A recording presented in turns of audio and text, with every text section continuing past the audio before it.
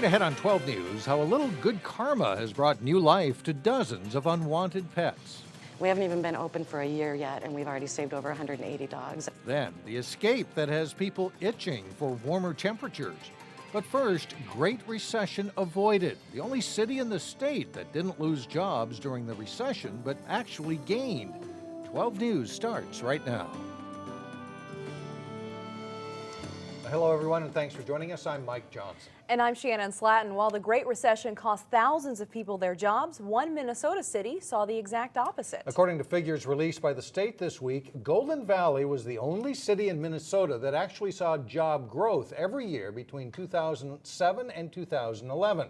We sent Delane Cleveland out to Golden Valley today to find out why. The manufacturing floor at Tennant is a busy place on a Friday.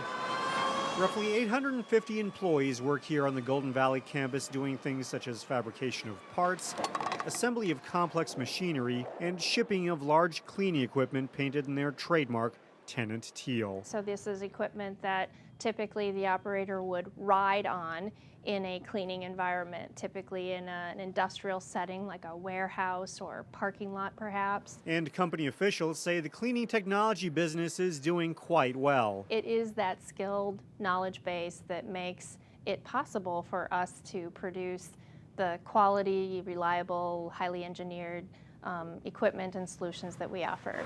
Which is one reason why employment numbers at Tennant stayed relatively stable during the Great Recession, while unemployment numbers nationwide crept up. It was very important during the recession that we retain that knowledge base within the company. According to figures released this week by the state, other Golden Valley companies followed suit. In fact, companies in the city saw gains of nearly 2,200 employees during the Great Recession. No, that was news to us too. It was pleasant news to receive. Golden Valley City Manager Tom Burt remembers those recession years of 2007 to 2011 as a time when property values in the city plummeted. He attributes the job growth in that time to a number of things. One, we're gifted to have some outstanding employers in the community, General Mills, Allianz, Tennant, and many small, very strong small businesses as well. And I think location also provides for that. Location is partially why Tennant found its home in Golden Valley decades ago and why it continues to base its headquarters here. Easy traveling, easy commuting, plenty of parking. So amenities that people enjoy in their work environment. Well, ironically, the State Department of Employment and Economic Development found that once the recovery was underway in 2011-2012, Golden Valley saw an employment decline of 1.3%. But Mike and Shannon, there's good news on the horizon for Golden Valley. The city manager says that General Mills just finished a large expansion, a Mini Cooper dealership is being built, and then Bentley is looking to come to Golden Valley. So there you go. If you want a nice car, there you go. Golden Valley's the place to be. Yeah, all right, thank you. Thank you, Delane. Yep.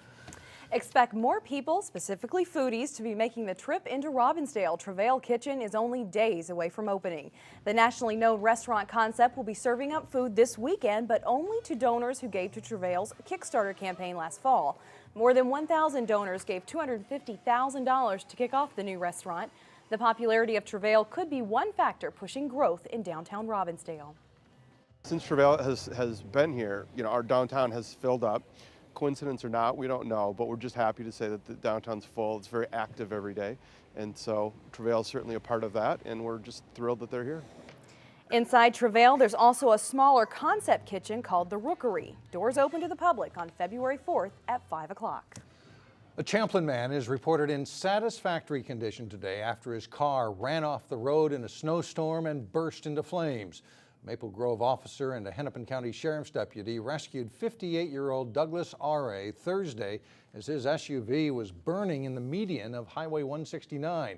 He was unconscious with his foot on the gas pedal. That's apparently what caused the spinning tires to catch fire. In a statement today, the driver's daughter, Rachel, thanked the officers for saving her father's life. She says it's amazing that people risk their lives to save others, and she says she is grateful they were able to get to her dad as fast as they did. When a Maple Grove woman started a charity less than a year ago, she had no idea just how busy she would be. But it is a labor of love for Lisa Booth, who runs Good Karma Animal Rescue.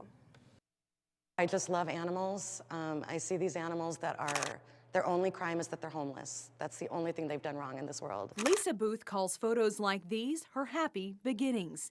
She founded Good Karma Animal Rescue out of her Maple Grove home less than a year ago. Most of our dogs come from out of state, actually. The southern states where the euthanasia rate is really high. Lisa finds permanent homes for the dogs, but the dogs stay with the foster family until she does. We met up with Lisa and a few doggy foster parents at the shops at Arbor Lakes. Good Karma kind of popped up on my news feed on Facebook, and I clicked on the fostering link. And now instead of adopting just the one dog, we've fostered 12. Foster parents we spoke with loved the experience. It's fun to watch them get placed in homes and to find a home that will love them forever, because that's what they deserve. So they're just these sweet little souls that are looking for their families. Dogs stay in foster homes an average of 3 weeks, and all expenses, including food and vet bills, are paid by Good Karma. They get the money through donations and adoption fees. We thought it was going to be just a really small, few dogs at a time kind of rescue. We haven't even been open for a year yet, and we've already saved over 180 dogs. Lisa says it's just good karma for pets and foster families alike, and good karma she hopes will continue. Fostering is just a really short-term commitment, and it makes a world of difference to the life that they save. Foster families keep the dogs for a minimum of 7 days, and they can choose which type of dog is best for their family. To find out more, we've got a link to Good Karma Animal Rescue on our website, 12.tv. A blown fuse led to power outages and driver frustration in the Northwest Metro. Electricity went out about 5:30 Friday morning in parts of Brooklyn Park, Champlin, Osseo, and Maple Grove. XL Energy had the problem fixed nearly 2 hours later. The blown fuse at a substation knocked out power to traffic lights along Highway 169, snarling the morning commute.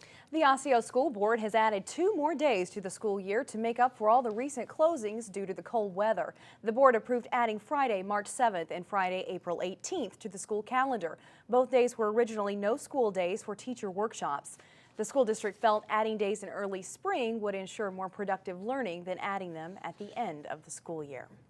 Coming up, something that has people thinking summer sun and a warm lake breeze. We hit the throttle for the boat show coming up next. Then later in sports, Osseo takes aim at conference leader Champlin Park in a boys basketball showdown. But first, a weekend on the chilly side. Saturday, look for highs in the low teens. Sunday, we may not even reach the double digits. All right, now this might be hard, but forget about winter for just a little while. Local boat dealers say it's time to think spring. And despite the weather, or maybe because of it, the Minneapolis Boat Show is expecting a big weekend, and people we talked with say it's also a sign the economy is coming back. Good afternoon and welcome to the 2014 Minneapolis Boat Show. On the last day of January, the boating industry knows our minds are on warmer weather. I mean, it's been 20 below, 30 below. We've had days of this. And in the middle of this brutal winter, dealers are selling boats with tempting names: an Escape, a Suncatcher, and Palm Beach. One that even has its own tiki bar to evoke a warmer reality. It says that it's the entertainer and it's ready for a party. For shoppers, could this be a cure for spring fever? Yes. But it's also about doing your homework on a big investment. If you're going to make a bigger purchase, you got to get started somewhere. Not at the last minute. So, right. And here you really had a lot of them you can look at, a choice. After a severe slowdown during the recession, the boating industry hopes for a third straight year of growth. We're way ahead compared to the bad years. I mean, it's a lot of fun to be back in this business again. But before the bad years, we're nowhere near where the heyday is. And I don't think we'll ever get back to the heyday again. Business is good. Despite the downturn, business at North Country Canvas in Crystal was growing all along. They make custom boat covers, and boat owners are interested in protecting their investment. The economy is working in our favor. Less people buying new boats, putting money back into their older boats. And those who are buying are interested in boats that do more than one thing, not just fishing or just skiing. Hybrids are a big part of the recent growth. Or this boat that you buy bare bones and can upgrade later with more seats and a better windshield. Down the road, you want to add, you can add to just the console with another plastic windshield on it, or we can add the full walk-through windshild on it. Any way you want it, just bring on the warmer weather. Where else can you come in and look at a bunch of boats and think of summer?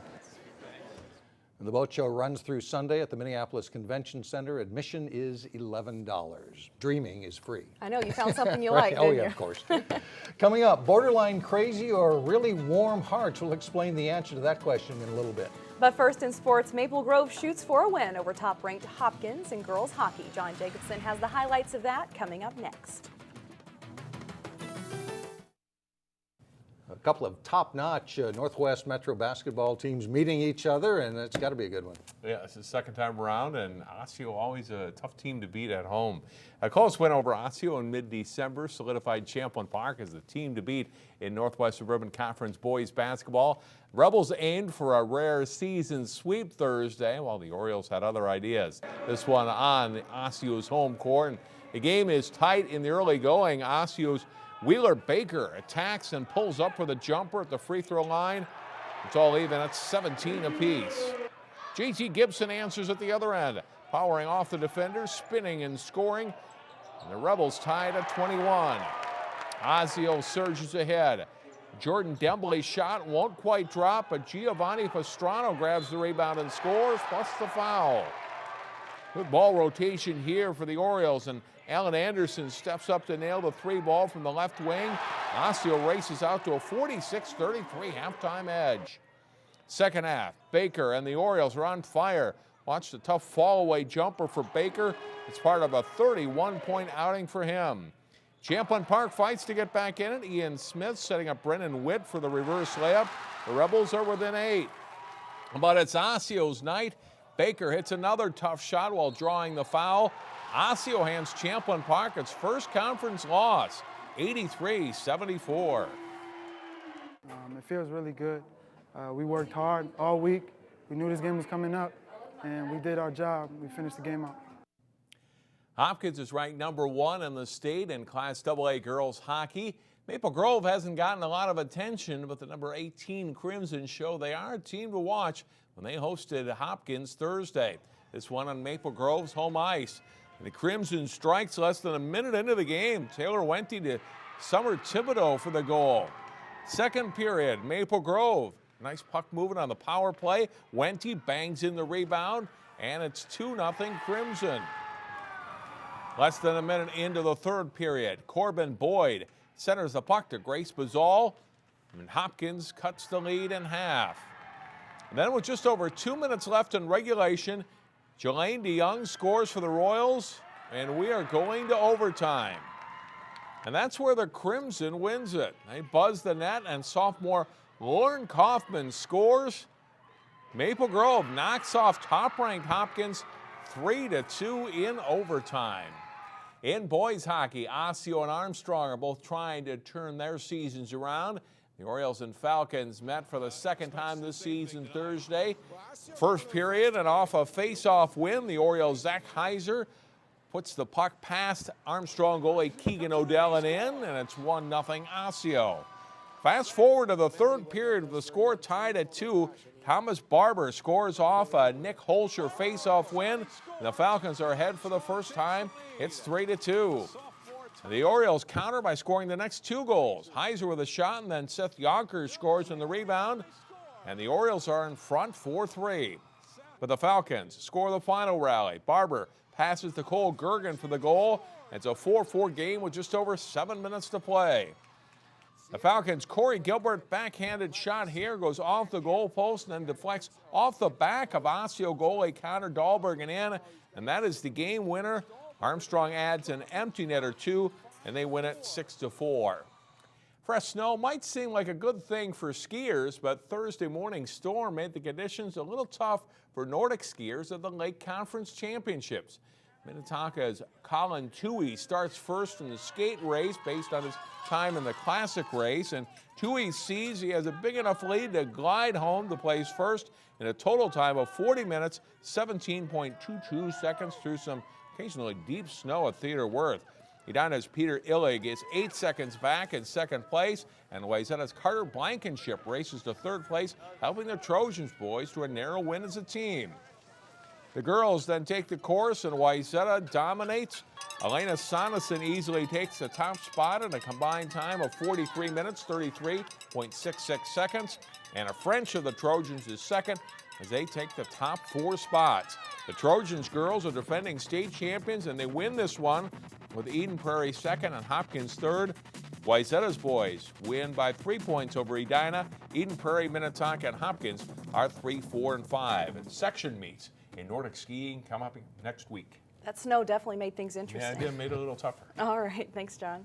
Still ahead, a way to embrace winter in all of its chilly glory. We head over to Plymouth for an annual tradition that brings out the fire and ice-cold fun.